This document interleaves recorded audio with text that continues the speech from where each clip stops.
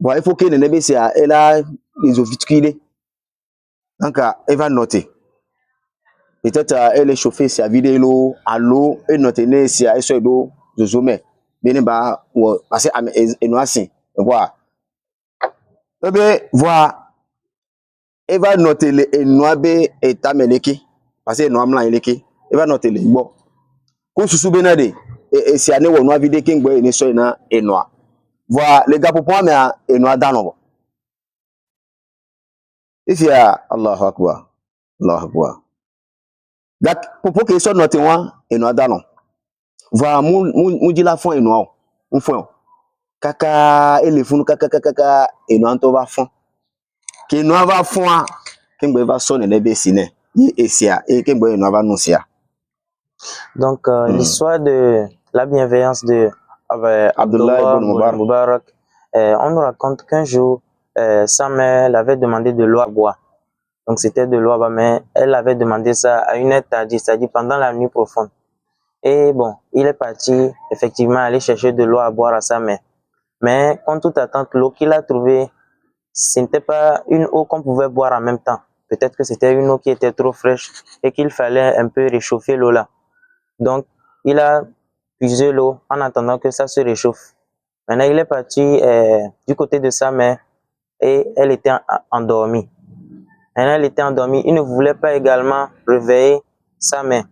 Donc, il a attendu jusqu'au réveil de sa mère pour l'abreuver d'eau. يعني هذا يدل على ماذا؟ على تقديم بر الأم على راحته. يعني حسن الأدب مع الوالدين مع علو مكانته في العلم. بمعنى إنوا اللي نام يا بنا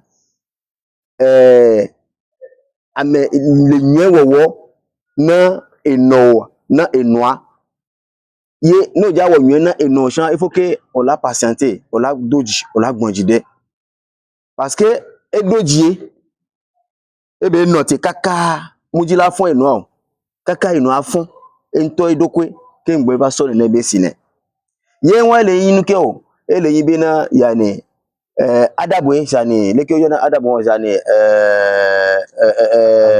éducation ele éducation yo de be yin be ho les ejila ogbo malgré bena eni enunya lagan le gapupo me a Allahu akbar magebe ebe etepele enunya nya me a igba le do bubuna enwa et les respecter enwa kaka e noter et patienter kaka enwa et fond kengbe te sonne le besine na. Donc ceci nous prouve l'importance ou bien la bonne foi qu'a Abdallah ibn Mubarak.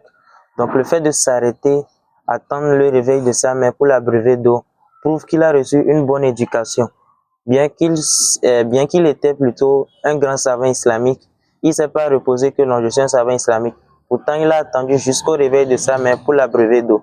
Donc ça prouve que bien qu'il soit un savant, il a également la bienveillance envers les parents. Voilà. Nkemi le dila de tous les fonds, c'est-à-dire les egbebe nkeke me ade. Est-ce que mi aten wea? Yani mama kana enuki olatenyi, ndekwe olatenyi. Olatenyi gato, olatenyi ndekwe, c'est-à-dire apo dila ojola do bubuna. Eto eno ojola do bubune. Mwebena odo enunyanyawa yeto bena olava no manquer respect na apo dila o. Ni quoi? Plutôt non le wewa elagbana albarka la no pe apo enunyanyai. Non. Donc, ça nous prouve également que qu'importe ce que tu es dans la vie, que tu sois un riche, un grand savant, la bienveillance envers les parents est très importante. Et comme l'histoire d'Abdallah ibn Mubarak nous a montré. Donc, c'est pas parce que tu es savant que ça veut dire que tu dois manquer de respect à tes parents. Plutôt, la bienveillance envers les parents va essayer, à travers cela, Allah va barkatiser la connaissance que tu as cherchée. Non. Et on a mis à Dieu le fond. Miava qui sort al-imam Abu Hanifa. Abu Hanifa chambe histoire. Mia pour nous ça pour chantivier. Abu Hanifa kana imaman fil fiqh. ومع ذلك كان بارا بأمه برا عظيما أو برا عظيما. ouais imam maliki imam Abu Hanifa ele imam le fiqh oumei, c'est-à-dire le fiqh hein et nous la gande le côté fiqh le islam mais wa malgré ça e wono nwena ebe jila nwe ke be wona na enua nwe ke du pepen yo le gbona bena kanat ummuhu ahyanan tas'aluhu an masail ولا تكتفي بجوابه بل تطلب أن يذهب بها إلى عالم آخر مثل عماد بن أبي سليمان فيذهب معها يعني توادعا وبرا رغم أنه عالم منه في ذلك الوقت. Ça veut dire quoi?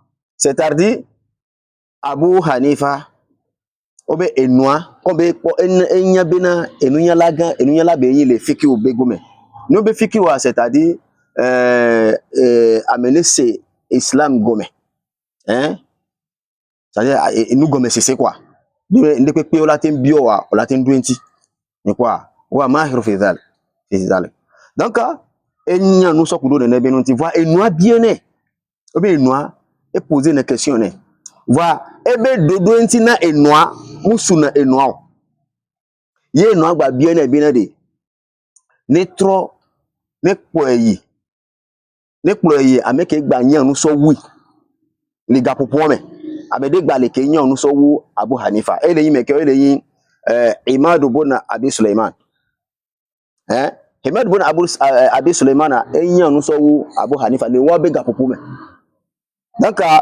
ebena fa yazab ma'aha tawadi'an ekplo na enua yi na ne ba me gbo le respect me di quoi yani wabiran le nyewa wo meke ele na be non na enua e bobone e respecter ne ekplo so yi ne ba me gbo di mana ragma annahu alam minhu fi zalika parce que enua ya be amewa enyan nu so wi le ga po me wa mugba bena donti ke ya enua wa be esu be nke enua gbaja ba jila me won gbo ma agbaba abano yigo no mu we won malgré be imam gambe yi le ne be enuyan la ba pajia e bobo edoku na enua gba bien be ne kpo ya me ya go Allahu akbar.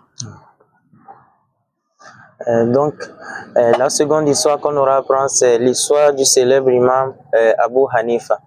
Donc l'imam Abu Hanifa, c'était un savant de la science islamique qu'on appelle fiqh. Al-fiqh, ça veut dire la compréhension. Quelqu'un qui a étudié fiqh, c'est quelqu'un qui a la compréhension de l'islam. Peu importe les questions qu'on va lui poser à propos de la religion, il va répondre. Donc, il était un savant dans la science islamique qu'on appelle fiqh. Et également, il respectait beaucoup ses parents, d'un respect immense et grandiose. Et on nous raconte l'histoire qu'il donnait du respect à sa maman, jusqu'à ce que parfois sa mère lui posait des questions à propos de la religion.